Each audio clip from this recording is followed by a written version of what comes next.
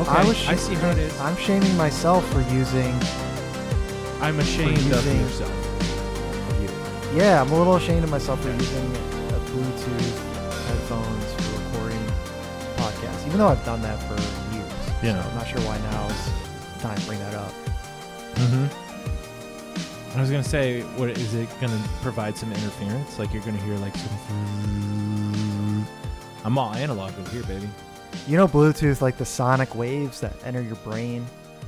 You have to keep your phone away from you when you go to sleep at night. It's you like can't, 5G. Don't rest your phone on your thigh because then you're sending those the cell tower waves. They're interacting with your private parts and like. Dude, I already had a kid. I'm good, man.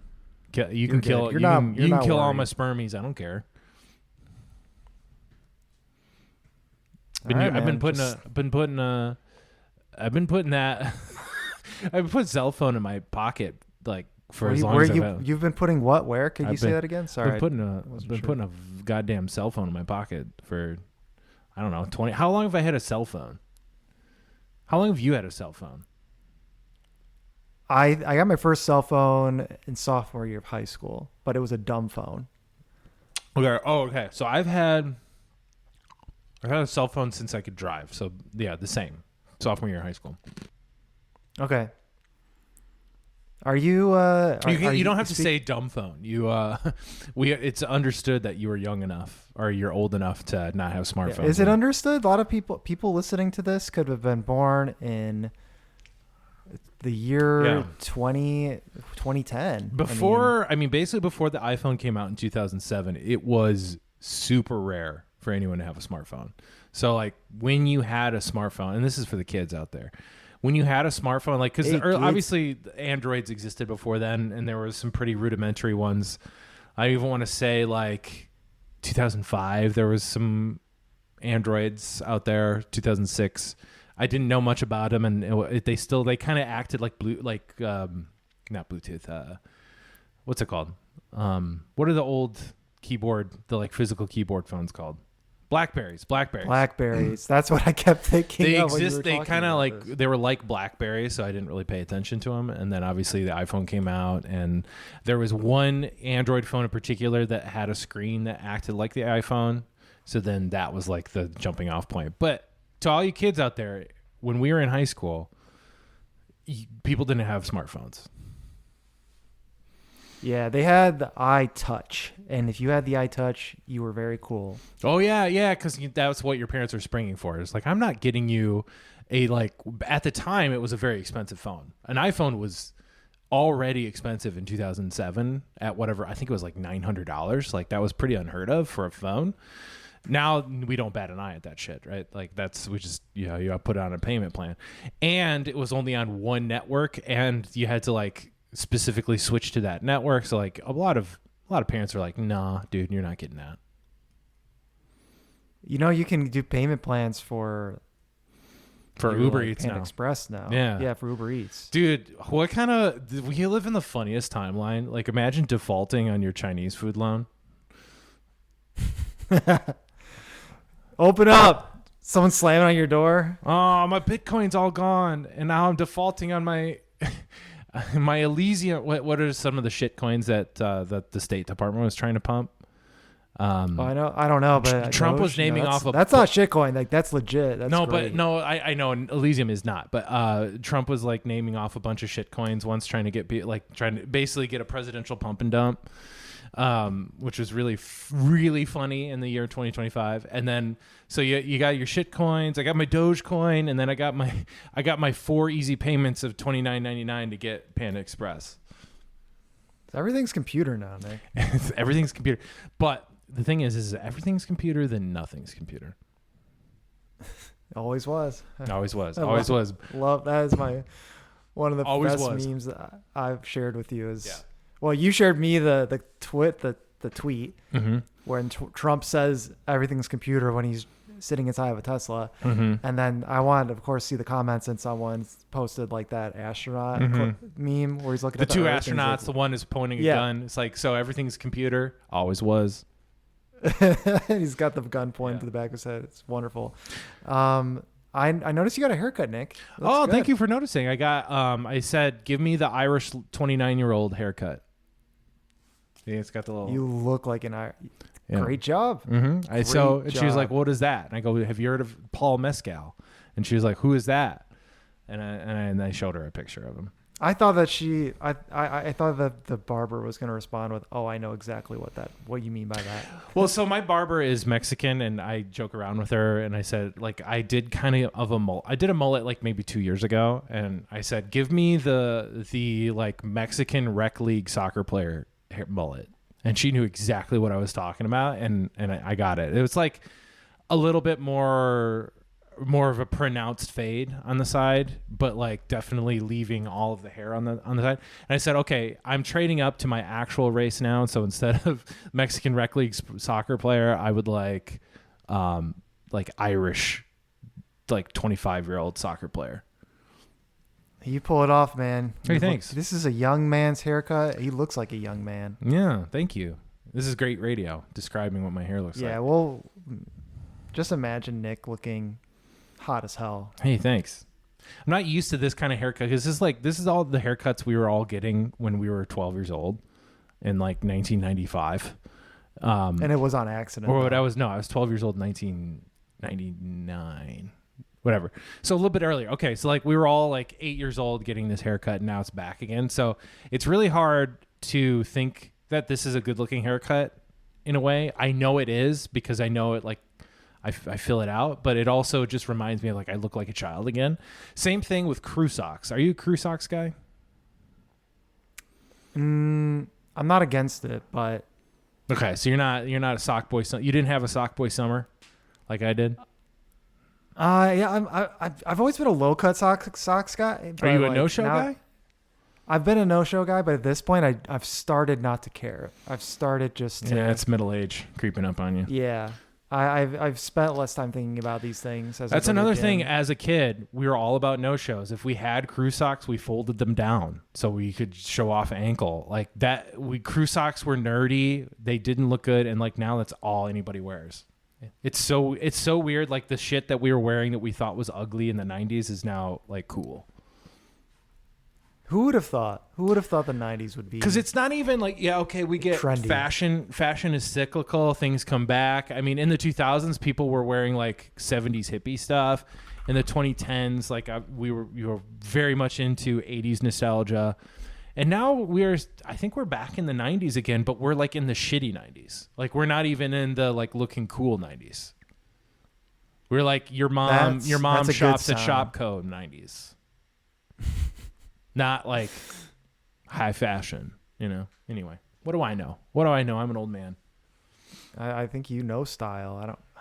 I think you get it, bro. I don't know shit about fuck. Rockford is a mecca. Rockford is a mecca of style. That's what I've been told. Mm-hmm. It is kind of the Milan of Northern Illinois. That's stuff. I've heard that. I get that. I hear that all the time. Rockford is definitely the Milan of cities with 100,000 people within an hour and a half's drive of Lake Michigan. Definitely. Mm-hmm. That is confirmed. Yep. But it's definitely Nick, the let's Milan get back to Star Wars. It's the Milan of places where roughly every 2 hours a car has flipped over onto the side of the road somehow going 30 miles an hour. If that's like in town now. that happens about every 2 hours here.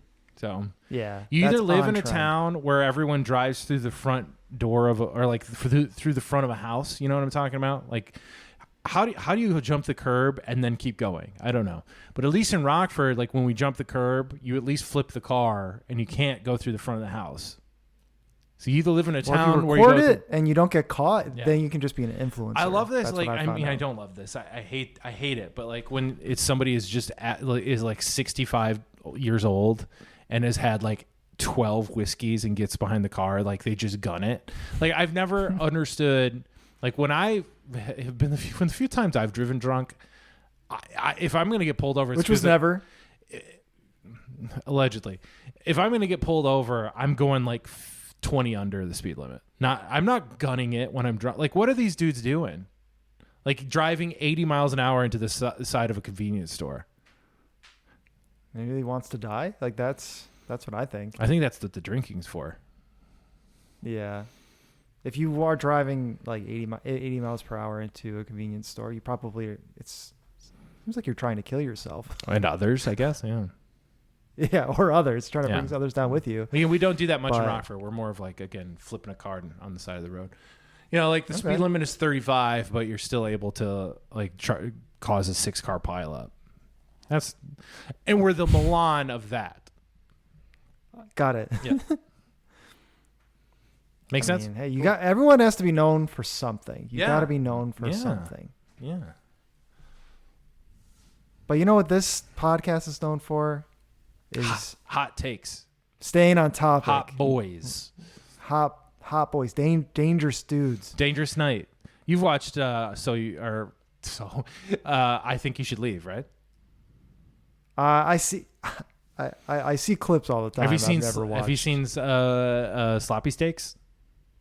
Yeah. Yeah. So they have this song. I'm familiar with like probably a lot of the main There's a song playing in the background whenever he flashes back to Sloppy Steaks, and it's it's this basically like an R&B song with auto tunes. Like, it's a dangerous night. They made it for the show, obviously. It's a dangerous night.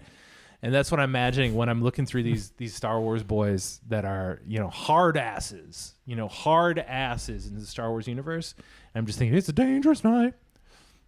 I might have to give that song to you. We're so dangerous. If there was some kind of Armageddon, some kind of like post-apocalyptic situation, Nick and Chris, we're going to be fine. In fact, you're going to wish that you'd stayed on our good side. Yep. Because we're dangerous boys. We're dangerous. Mm-hmm. I'm going to have to give you that song so you can clip it in here. Dangerous Night. What's the name of the song? I'll have to find it. It's like you'll have to Google like Dangerous Night. I Think You Should Leave Sloppy Steaks. All right. Yeah, we'll do it. Anyway. We'll put that in post. But today's topic, to get back to Star Wars. Hey, that's the name. We were never there, so it's hard to get back. But we were never there. No, now we will be there. We were there at one point in the past, so that's why we say back, because we were there. Yeah, we were there. Here. Now we're getting more back there. Yeah. This episode, we wanted to talk about the most dangerous Star Wars characters, non-Force users edition. Nope. I want to even say not even a sniff of Force use. Right? No, not even a sniff. When I've been looking through, like, all right, I seen it. When I was looking through these characters, some of them have a whiff of Force power, and I'm just like, that doesn't count. Yeah, even if there's a whiff. A good rule of thumb for this list. We love our lists. I love lists. It's fun to rank, but I love lists. I love lists. The thing that got me excited about this, or the reason why I thought of this, was because I'm so excited about Andor, and there are a lot of characters that really give that dangerous vibe. Dangerous. They seem like, there's just people that you don't want to mess with. They're good to have on your side. Like, I don't know if any of them will make my list. I'm not going to say if they are or not. You mean anyone from Andor? Yeah, specifically like maybe the core characters of that show. Yeah. But I think they're fair game, of course. But I just think that show in particular makes me think about the rebels being a little more violent, a little more cutthroat. You're giving more life to their you're giving a lot of background to these characters. You're showing them more as human beings, I think, on both sides. So that, to me, kind of heightens the stakes. Yeah. Like someone that is like a real character with a real background is being killed or killing someone. It makes a bigger deal as opposed to just the 10 millionth Star Trooper that's getting, shot. I think this topic sort of brings up the whole moral ambiguity of Andor itself, because when we're talking about dangerous characters, we're talking about some real bad dudes, some dudes that will just as soon cut your throat if it meant an extra payday for them. And I think having those characters automatically makes your story a little more morally, squishy. Yeah, there's more. It's more gray area there. That has been, I think the Rogue. That's kind of the Rogue One / Andor verse. It's not really a verse, but that slice of Star Wars is more about that. I tried to think at first that moral ambiguity was like Disney, or it was original trilogy versus prequel. That's maybe a discussion for another podcast, but that I didn't really want to talk about the morals of that. I kind of just was like, let's talk about the people. Oh no, we don't have to. No, that's not what I meant. I meant just like, I think this fits in with Andor season. That's all I'm saying. Yeah, for sure. But with that being said, Nick, did you? Let's just talk about what was your thought process behind your list, and how many people did you pick? Because I don't even think I told you like a top 5, top 10. We didn't have a lot of time. You love to give me wide guardrails, you know? Like, yeah, I do. You just like, you give me an idea and you just say go with it. You just go shh, no, shh, shh, shh, shh, shh. You do that thing where you push your finger against my lips and go shh, shh, shh, shh, no, yeah, no, just sensual. Go with it. Yeah. And I'm going to do the same thing that I did to you with one of our other lists. I'm going to tell you what doesn't fit this list, at least in my mind. I am not including decision makers as dangerous. In other words, people up the food chain who are scary. Okay. And I think there's 2 people in particular. One you might have just alluded to, but one would be our blue boy. What's his name? I can't even. Okay, Grand Admiral Thrawn. Grand Admiral Thrawn. I'm sorry, I had a senior moment there, because I was looking at a picture of the other guy I'm going to talk about. Grand Admiral Thrawn. I don't think he's dangerous in and of himself. He is only dangerous insofar as he can delegate it, and to me, that doesn't make my list. What do you think there? Okay. I 100% think that's fine, but I have to say that I went the opposite route. Oh shit. So you're okay. Well, all right. So but that's okay. That's actually going to make it more interesting. You're like doing realpolitik here. So it's not just like this guy is dangerous because he might cut your throat. Just like he is a net danger to you. And net. I went total net. I went total net danger. Yes. Because 100%. you take away the troops and you take away the rank and the troops, and Admiral Thrawn has nothing. I don't agree with that, though. Okay, all right, I'll listen to you. Is that one of your picks? Yes. Okay, so I kind of gave you a cop-out because I didn't give you my pick. I just told you who I'm not picking. But, all right, what's your reasoning here? Why is he so dangerous without people? Because he literally worked his way up through the chain of command from being a captured prisoner of the Empire with nothing. Like he did work his way out. He already was like, he worked his way up through the Chiss ascendancy.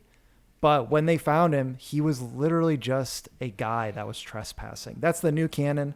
In my head space of this character is like, my head canon is kind of blends both, but in the new canon, they give him a full on introduction and he gets captured by the Empire.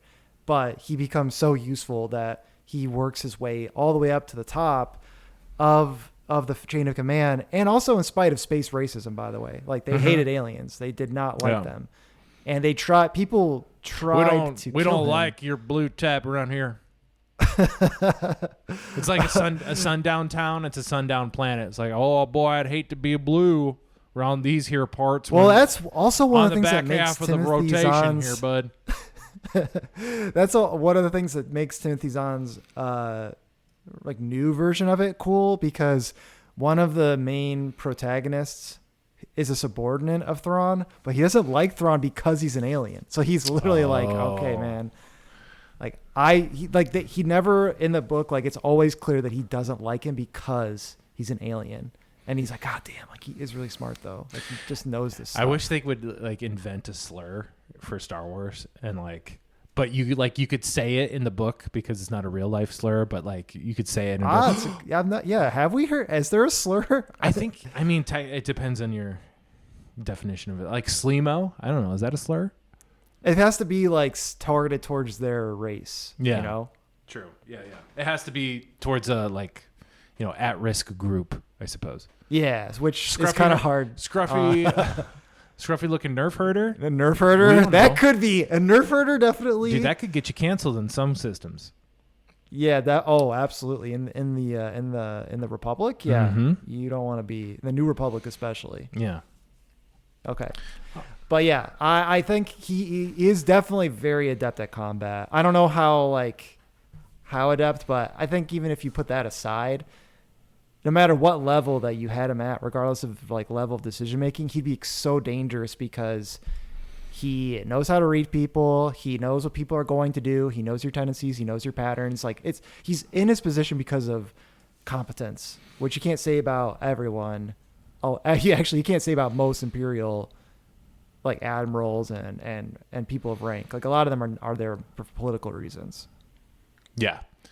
So political prowess to you and this ability, I don't know if this is called political when it comes to, I guess, one-upmanship in the military, but his ability to climb ranks makes him dangerous to you. So now you've said that, Nick, you actually brought up a really interesting thought, was that he was not good at politicking. Like he did not, because he wasn't human. Good. He got good. And that was one of the things that his ensign, that racist son of a bitch, was trying to coach him on. He was like, look, you can't just keep calling people out. We can't just throw around that word anymore. I mean, sorry. His ensign would always like tell him like, hey, you're right about everything you said in that meeting, but you're committing a ton of faux pas. Like that was his biggest weakness, is like he had to learn politics. Oh, okay. He would just be like, well, I'm right and I have evidence, so like what's the problem? He would never know. Like he wouldn't read the room in that way at first. You made someone look bad, and that person now is not going to work for you. Yeah, exactly. Okay. Now they're your enemy. Like you've just made an enemy now. But it still requires an infrastructure to climb, right? You know, and someone, this is, that's interesting. Right? Because there's still, he had to overcome this to get the resources that he has in order to be dangerous. Whereas if you're thinking of somebody like Din Djarin, who is our Mandalorian, he's not on my list per se. Because I think actually here, maybe I'll go into why he's not on my list. Din Djarin is a fierce loner that, other than the fact that he has the one big resource, which is his armor, right? And also the access to the Beskar from his clan and whatnot. That I guess he's resourceful in that way. But like he could be dangerous without any infrastructure. Like literally could build his own ship if he needed to. Could kill somebody with his bare hands to get to make that new ship, you know? Like someone like that, I think is like a little bit of a scrap. Maybe I'm being a scrappy. I almost put him on my list just because of how capable he was. Just like. You're talking about Din here? Yeah. I was like, okay, if you want to say that, like he almost got there for me, but I just couldn't put, based on my like kind of leaders, you know, having the most impact. I couldn't put him on there. None of our boys from main lines, and this is maybe a hot take, none of our boys from mainline Star Wars stories that wear the Mandalorian helmet, and I'm not talking about pre-Vizsla, and I'm not talking about like any of the stories from the Clone Wars because I'm not as familiar with them, but none of the ones from our trilogy or from the Mandalorian are very dangerous because they all have poor decision making. They could be like I just described the reasons why Din is so scrappy. Jango Fett himself, like he somehow finagled his way to become the clone template, right? Like he was dangerous in his own right because like basically the Clone Wars happened because of him, right? But they all have really dumb attachments. And I know I'm gonna sound really callous, but like it's like baggage. Din starts making really bad decisions after he meets Grogu. Din makes really bad decisions once he's in a bind with all the things that happened because of saving Grogu. Like he broke the code to go back and take the bounty. He killed a bunch of people in order to do that, and also he had other people help him kill other people. And also he broke a bunch of his own rules. He started making really bad decisions, which I think inevitably compromised him. With the Fetts, I mean, Boba Fett, original badass, right? He should be on my list. But really, if you're only taking the original trilogy, he's the guy that fell in the Sarlacc. You know, again, maybe I need to move on and tell you people I actually think are dangerous because it's like a cool way to show why you didn't include some of the most obvious people that you could have picked. Like you just said, like that's why they're not here. So we've got that out of the way. Now you guessed my number 4 already, or I just told you my number 4. Now what's your number 5 most dangerous? That's Grand Animal Thrawn is number 4 for you. Yeah, I did a list of 5, and so I listed him as my number 4. Okay. I'm going to go with my number 5. And I have to think, the numbers didn't really make sense to me, so I just kind of said them out loud. I'm going to go with Poe Dameron as my number 5. Okay. And he's dangerous for me Star Wars, man. In a different way because he just flies off the handle. And like, I'm kind of going back on what I just said because of poor decision-making makes you not dangerous. I think in the regards to getting the job done. But for Poe Dameron, his making himself bad, or I guess he's unpredictable. The unpredictability and his impulsiveness makes him dangerous in a way that is a very dangerous quality because people can't predict you. He is not somebody who needs to be surgically like accurate. Like a Mandalorian needs to come in, make as little as noise as possible, fight your way out if you have to, but really just get in and get out and be like scary and dangerous. Poe Dameron is a bull in a china shop. That's a good way of describing it. Like when his X-Wing gets in there, it's like he's just wreaking havoc. He causes a lot of problems in The Last Jedi. And in terms of a chain of command. Yeah, and doesn't necessarily make anything better. Like I think he kind of just he like fucks up continually and then doesn't really make up for it. Well, at the toxic masculinity, I mean that's fair. That's pretty dangerous. And I think that's part of his arc too. Not that I think that there is a satisfying end to his arc in The Rise of Skywalker. Not at all. I mean, not at all. He leads the crew to defeat the Last Order or whatever final where he order. Became a love drunk idiot who wanted to, hook up with that one bounty hunter. Yeah, and there's not a satisfying conclusion to it, but he essentially is like this being mansplaining my way through an X-Wing is not, it basically wasn't doing him any favors in The Last Jedi, and we don't really get to see that turn. But for all those things, I think he's very dangerous in that way. He just got an upgrade in my book, like mansplaining how an X-Wing works. Yeah, well, not how an X-Wing, just like mansplaining with his X-Wing. Like, I'm just going to go up there and I'm going to prank call General Hux. Like, what a dumb fucking thing to do, but also very dangerous. Yeah. Anyway, that's my number 5. Yeah, and he can fly off the handle. I like it. I like that pick. And you're not a sequel dude by any means, so it definitely says a lot. Yeah.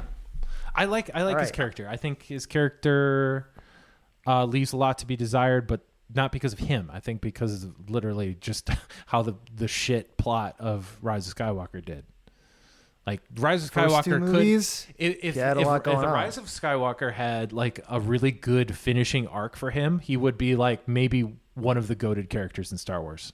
But he's just such a just goes to show how badly he's a nothing player. Movie. That third movie makes him into a nothing. Like a bad ending can kill a lot. Yeah, the bad ending of The Rise of Skywalker, or just the film itself, just like sours The Force Awakens to me too. Like I hate watching The Force Awakens. Oh, that's the biggest thing. That's probably the worst part about it is that it kills The Force Awakens. It makes me not like The Force Awakens, and it makes me sad when I watch The Last Jedi because I know like the things that happen in The Last Jedi don't ever get resolved. Right. I think that's a great point. I think that's something I didn't realize until now. Like if the Rise of Skywalker was good, then maybe we wouldn't also dislike the other movies. I don't think so. Yeah, I think so. I mean, I still really, really like The Last Jedi. But now we're just like, well, it was all crap. I like The Last Jedi by itself. Like I will watch it and then just not watch the other two. And then again, the things that happen to Poe are very interesting in The Last Jedi, and that's why he's on my list, but they don't get resolved. No, not at all. Other than the fact that they win, which... Okay, fine. Anyway. Yeah, it's It's a good pick though, Nick. But what else is a good pick though is picking a good mental health and what you could do with the power of a wonderful ingredients. Yeah, how's that for a segue, huh? Killing it over here. Damn. Yeah. So at this podcast, in this house, we believe in science. We believe in democracy and having great energy and throughout the day. I don't know, Nick. How could you disagree with any of that? I can't disagree with any of it. I think disagreeing with that would be dangerous. That would be dangerous. Safest bet you can make is trying out Magic Mind. But in all seriousness, Nick and I do drink it. I drink it every day now. I drink it every day. I drink it every day. But what is Magic Mind? It is it's a mental performance shot is what they call it. I think that's a good describer. It's a drink, a little just small a container, just a little shot. just a little shot, and it's packed with a lot of amazing ingredients like ashwagandha, matcha, B vitamins, L-theanine, cordyceps. Nick's favorite, cordyceps. Cue the Last of Us theme song. Can we get that show back, please? It's coming. But yeah, it's coming. It is coming. But the nice thing about it is like there's a lot of great things about it. I just think the brand it looks nice. Like when you buy it, it seems like a good company based on working with them. I know like they've been very easy to work with, but ultimately the product itself stands out. There's a reason why I think I've been kind of addicted to drinking it every day. It is like kind of a nice complement to your coffee regimen, and it has a really great taste. So what I usually do is I throw it into my smoothies. I do love a good protein and fruit smoothie. Throw some Magic Mind in there. It's just a wonderful amount of goodness. But we have a great discount code for you all. If you'd like to try it out, you go to www.magicmind.com/SWLC40.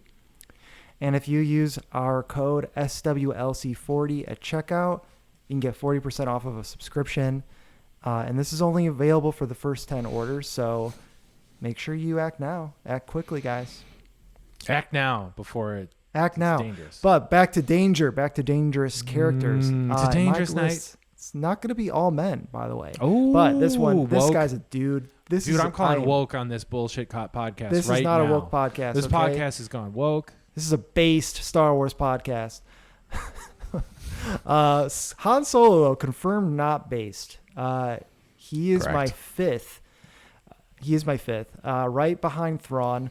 Now, I think this one is hard to argue, especially for someone like Nick, who is the guy who stands up on his own 2 feet, doesn't need infrastructure, doesn't need to be a high-ranking officer to be dangerous, which I think really fits Solo. Just number one, he's the GOAT. No much more needs to be said other than that. But I will say more. He rescued Princess Leia from the Death Star. I think that's... he had 2 Jedi-ish people to help him out. One was like a really old Jedi, though, and he got killed in the fight. So, just saying. But, yeah, that's a top feat from him. He also saved Luke from Vader's tie. That allowed Luke to destroy the Death Star. So, without Han Solo, would we really have destroyed that first Death Star? Definitely not. He's definitely one of the best pilots in the galaxy. I think that's an easy one. He's a precision tool, I think, yes. Whereas Poe is a bludgeon, you know? I think so too. And I think what Solo has more than Poe is the instincts and the upbringing of a scoundrel. He was a smuggler. He grew up in he grew up with the snake lady. Yeah. he cut his teeth in the underworld. Yeah, he was employed by Jabba. He was... He can hold his own. He has a lot of great instincts. And he can talk his way out of any problem.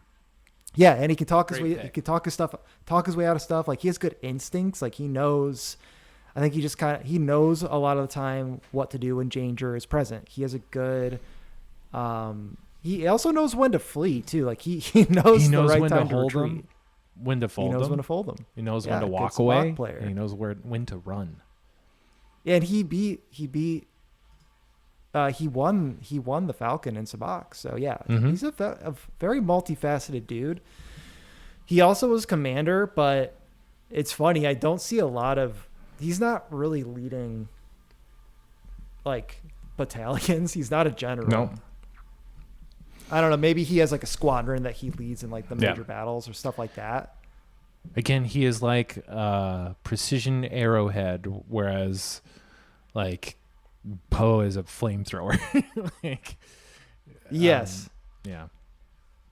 Yeah, I think that's accurate. So I think you have to put Han Solo on any list like this. He was on the Empire's Most Wanted list. You know, there's a lot of things. I mean, there's a lot of things on his list, but I think he even, beyond just being very capable and having a lot of different talents, like he had a big impact on the larger stage. Like the fact that he's basically protected Luke and helped Luke and Leia, like some of the biggest players in the rebellion, I think puts him up there for me. Mm-hmm. No objections from Nick. Do we want to? Yeah, no objections. I was agreeing with you there the whole time. Yeah, I think you agreed. Do you want me to? We should probably go a little. Let's faster, go on to your next. I don't think we need to talk more about Han Solo. Yeah. Should we go a little bit faster? Because this one will probably be an obvious one. Close. We could go a little bit faster for the Okay, next so we're at few. my number 4 is IG-88, not 11. IG-88, love it. Remember, and I'll just say why. I remember being scared shitless of IG-88 playing Shadows of the Empire for N64 because he's so creepy. There's this whole level where you're on basically like a mining cart it's on Ord Mantell, and you're trying to get out of this mining cart. You're also trying to kill IG-88, and it's okay if you don't kill him, but you have to just at least get to the end and get out of there. But he's like really skinny and tall, and he just like jumps and lands, and like, so this is entirely from a video game, and I remember just being so creeped out by him. He's got a Slender Man kind of vibe. Mm-hmm. You can't reason with him. He's made of metal. You know, he's just there to kill, and he's literally a droid, for some reason he's motivated by money. So yeah, how did he? I know there's a whole background. There's about like that, I think it's a programming. How he became I think honestly it's programming. Like he's just reprogrammed. He has like a capitalist mindset. I don't know, and he can't be shaken from it. And I think that makes him. It's a dangerous combination. Okay. So we're on to your number 3 because we already said Thrawn. Yeah. Okay. So this one, I think my next few will get a little more interesting. This one might not be, but I feel like I bet we have the same number 1. I bet we do. Okay. My number 2. Okay. My number 3 is Senator Mon Mothma. Ooh, girl. Okay, girl boss in her all the way up to the top here. I mean, okay, yeah, leader of the Alliance to restore the Republic. She was the face. It takes some balls to be the public. It takes some balls to be a face. It takes some balls, lady, to be the face of a movement out in public. Like she publicly, outwardly, what's the word I'm looking for? Like she fought Palpatine as much as she could. I'm not sure. Like I'd have to read into that more, like what actually she did, but she definitely was against Palpatine publicly and was like wanted to restore democracy back. So this is where I almost want I honorable mention like Luthen. Okay. I almost wanted to include, but then I read that she funded him, so I had to put him down below her. You're just going because without her money, you're going up the food chain. You're like follow the money. Yeah. I'm following the money. Yeah, it's like I think Luthen would be, you still need a Luthen. It's not to say that that's not important. But she funded him with 100,000 credits per month, and that was in the Andor show that people were asking questions about it, right? Yeah. Yeah. So I thought that she was doing stuff, putting herself at risk. Like, so her qualities are, she is a very good, she's a politician. She knows how to fight the public fight, but she also knew how to fight the underground resistance. Just a few other things. She was smart enough to trust Jyn Erso when other people didn't. So remember we talked about that in the last episode, that they were like, oh, she's a criminal. How can we trust her? Apparently it was Mon Mothma who was like, hey, we need to give her a chance. And so I would say lastly is because of her position, she was actually more powerful and more dangerous than Saw Gerrera or Luthen, because I think that the rebellion's cause would be a lot less legitimate if she wasn't leading it. Like, it would not be able to gather public support. Like with Saw Gerrera, like, can't be the guy. Like, Luthen can't be the guy. It's like, it had to be someone with legitimate standing in the Republic to like lead it. So I thought that's what made her dangerous. She had all these different things going on. Yeah, and if I'm being consistent with my take on Thrawn, I also have to say no to her. Like, I disagree for the same reason. However, for some reason she's more convincing to me than Thrawn is. But I don't know. Maybe it's because I'm more of a, like, I think rebels are riskier. Like, I feel like it's a riskier move to do what she's doing than even Thrawn did. But I don't know. I just being ideologically consistent. Well, she's a rebellions and like and starting up a rebellions revolution are built on like hope. That, and rebellions are built on hope. By golly. Okay, so that's my Mothma for number 3. Okay, my number 3, another droid. Good old C-110P, otherwise known as Chopper. Okay, dude, you love Chopper, and I think that's awesome. Such a chopper head, such a chop top. I guess that's chop head. I'm a chop top. A chop top. Just real quick, he's like a murderous fiend that would rather kill all the people he's with, if not for his greater purpose of. Essentially, he'd much rather be a snarky dude than kill people, but he could if he had his way. And he just knows it's wrong. He's the guy that joins a movement, a revolutionary movement, because he sees opportunity for chaos, and that gets him excited. Yes, 100%. And there is like kind of an equivalent to him in the Dr. Aphra books, because there's like an evil C-3PO and an evil R2-D2, but I think they're a little corny because they're like just a little over the top with their murder stuff. Whereas Chopper is a little bit more like he's a little twisted, but he's all right. He's on our side. You know, that's the kind evil R2-D2 is pretty funny though. It is That's funny. a funny idea. R2-D2 is already kind of evil in his own way, but Chopper is a lunatic. He's a more psychotic version of R2. Of even the evil R2. Yeah, 100%. Yeah, the evil R2 confirmed, aligned with dark side. Yeah, so that's my number 3. If he took a dark side alignment quiz, we know, or a light side dark side quiz, we know what side he'd be on. Yeah. Okay, my number 2. Or I wait, liked your answer. 3. Or did you already tell me? Oh no, so I've already done 3. Yes. Yeah. You're right. So we're already on my number 2. Okay. This is just one of my favorite Star Wars characters. I think that's why I put them here. Okay. But it is Andor time. It is Rogue One time. This guy's going to be back in the limelight. You know who it's going to be. Nick, can you guess who this is? The blind guy. Nope. Oh, damn it. Director Orson Krennic. Oh, man. He's a dangerous dude. He is a dangerous guy. It took a lot to bring him down. It did. Yeah. He even overcame like political intrigue. You know, Tarkin basically said, "This is my project now for the Death Star." And he was like, ooh, I'm so mad. I'm going to go. Yeah. And he was no longer Darth Vader's favorite boy. Well, he never was, I guess. But he was no longer the Empire's favorite project boy, project manager. And he still overcame that and was able to, you know, somewhat try to, he almost won Rogue One. He almost won.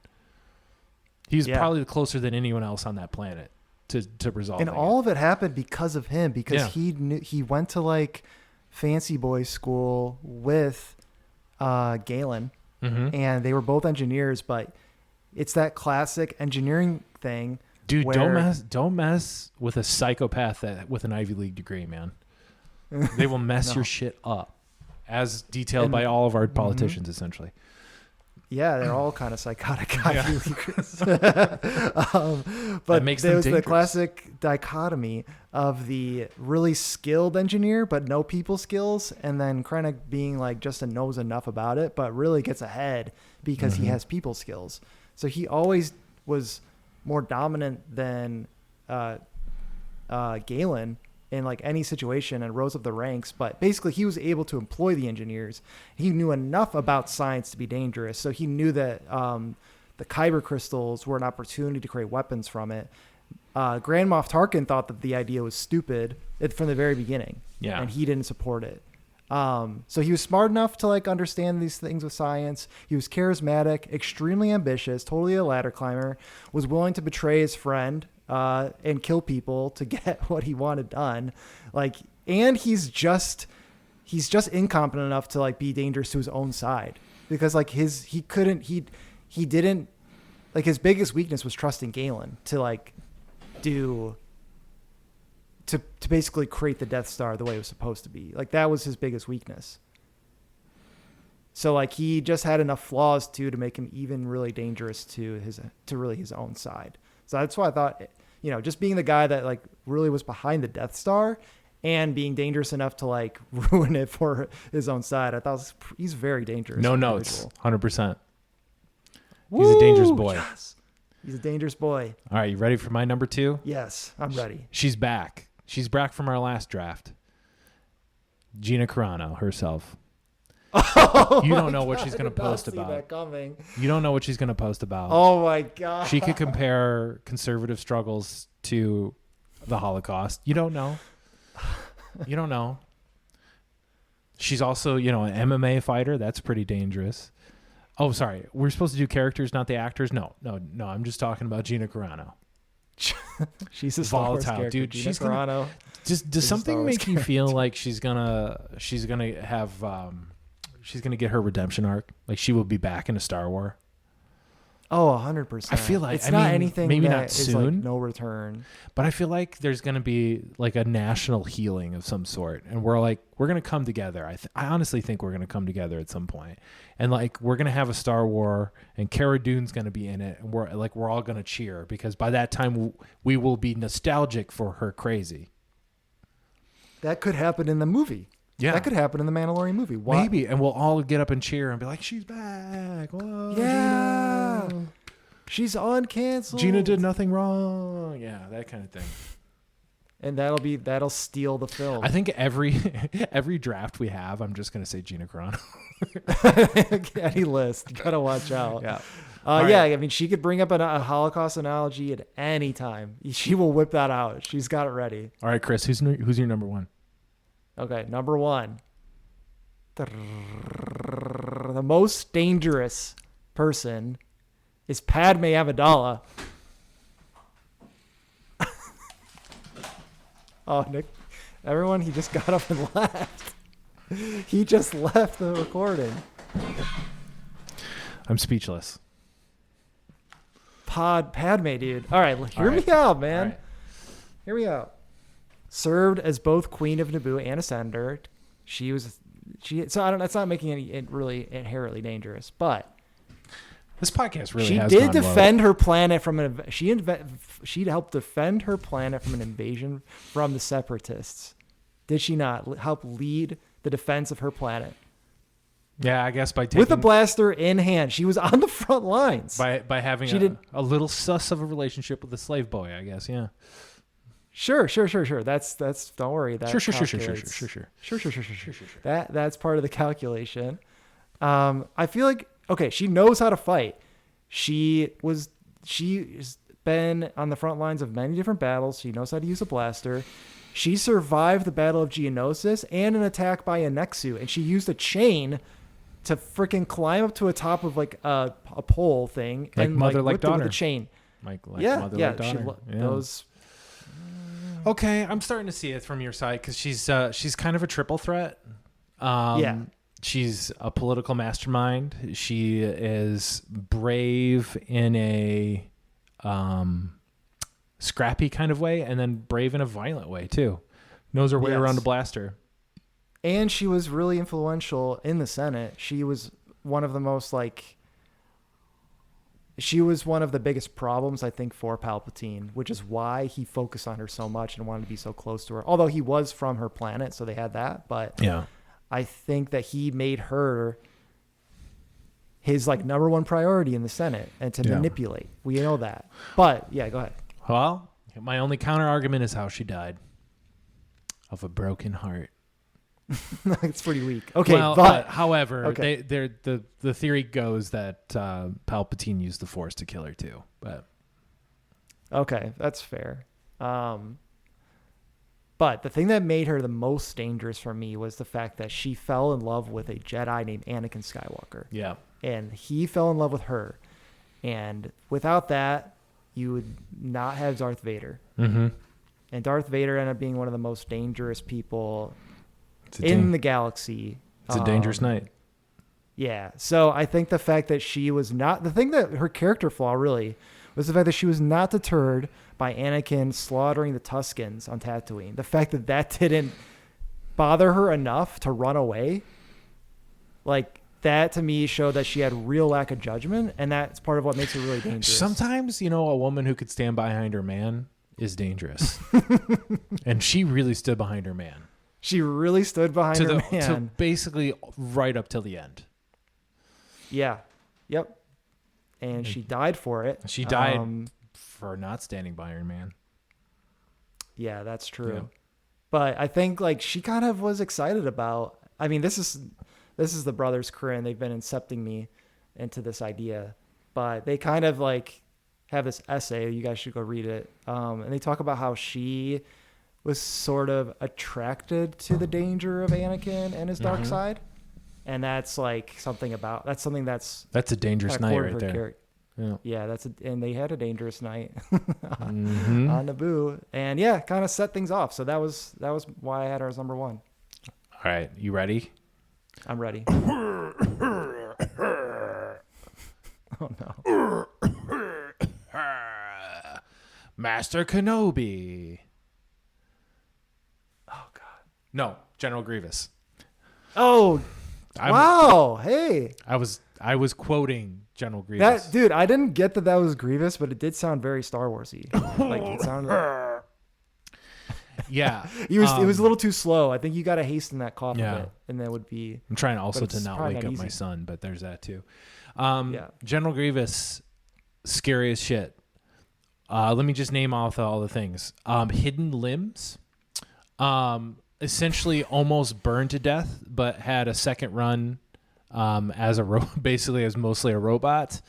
Lightsaber collection that he's picked off of dead Jedi. That's fucking cool. And cool. He can just spin them and like come at you. And he honestly he gave Obi-Wan a run for his money. So for that reason, he did more than give a lot of Jedi the run for their money. Yeah, I mean, he killed a lot. He killed a lot of them. I just having a lightsaber collection because of killed Jedi is like added to my collection. I loved him. I thought he was like kind of creepy in the movies, but the more that you watch of the Clone Wars, he is a straight up genocidal maniac. Like he is like Pol Pot of Star Wars. I'm not going to say the other one that everyone loves to say. He is. He's him. I would say as far as a leader. Now, what makes him different from Grand Admiral Thrawn? Because again, there's an infrastructure there too. And you might say, hey, Nick, if you're being consistent with the others, like if he doesn't have the infrastructure, no. If he needed to go off on his own, he could have. And also he did a lot of shit himself. He like drove starships himself. Like sometimes he would take over for the stupid like battle droids. Just like, no, I got this. Somehow almost was able to defeat because he was kind of duped by the Sith as well, right? Like he was roped into this whole thing like everyone else, and used as a useful tool, but he almost got to have his own way anyway, right? Like he almost was able to rise above Palpatine himself and get what he wanted if it weren't for Master Kenobi. He's a lot more like wicked the Jedi. No. He's more like the Jedi style of general. Yeah, he's a like Jedi from the front. He is much more because like all of our bad guys that we've been naming off have been like scoundrel and like fighters in a way, right? Like so enemies of other non-Force users. But like Grievous was really like he was a Jedi's enemy, you know? He's a Jedi. Yeah, he was like I think that's what he was. I'm guessing that's what they wanted to be is like a Jedi killer. Mm-hmm. And that's what I think he was. I can't remember. He didn't actually almost burn to death. I think he is a part of an experiment that went horribly wrong, and they had to rebuild his body, and they encased him in this suit.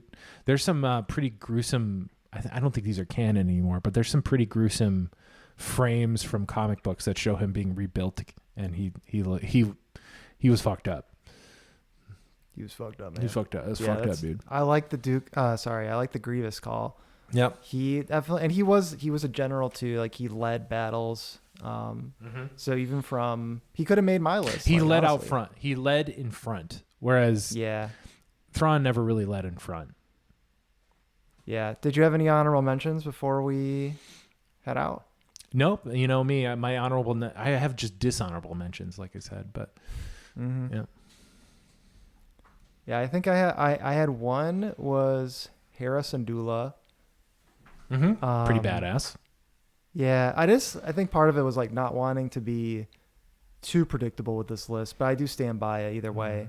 There's some pretty creepy High Republic people, but nobody knows them. Like the Nile, the group of the main baddies in the High Republic are pretty freaking scary. Yeah.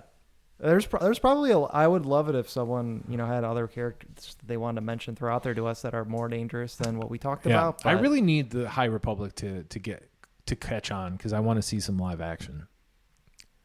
I've been told, I think I can't remember where this rumor is from, but I think we're never going to see live action High Republic. I think that's the idea. It may not be catching fire enough, do you think? I think maybe the Acolyte might have sealed that, because the Acolyte's kind of the end of the High Republic, and I think that was their these characters and everything are really interesting. We should focus on this, and it fell flat. So yeah, and there was supposed to be a video game too, and I don't know what happened with that. It might have gotten canceled. Yeah. But I don't think we'll ever see that, unfortunately. All right, Nick. Thanks for that was a tight app. Tight up for us. Thanks, buddy, for giving me your most dangerous Star Wars characters and having a different perspective than me, because I had a feeling you would. I thought you'd pick Grievous. I really thought he'd be at the top of your list, because you're such a Clone Wars guy. With Padme. You're such a Clone Wars guy, and I guess Padme is a Clone Wars pick too. You're such a Clone Wars guy, and he terrorizes that one show. Slipped by me. That one just slipped by me, I have to admit. He terrorizes the people of that show. I'm glad you put it down. Between our two, I think we have a pretty good list of most dangerous Star Wars characters. And I tried to, when I did the cough and I put my arms up, I was trying to signify that I had another set of arms, but it didn't really makes come sense out. now. Yeah.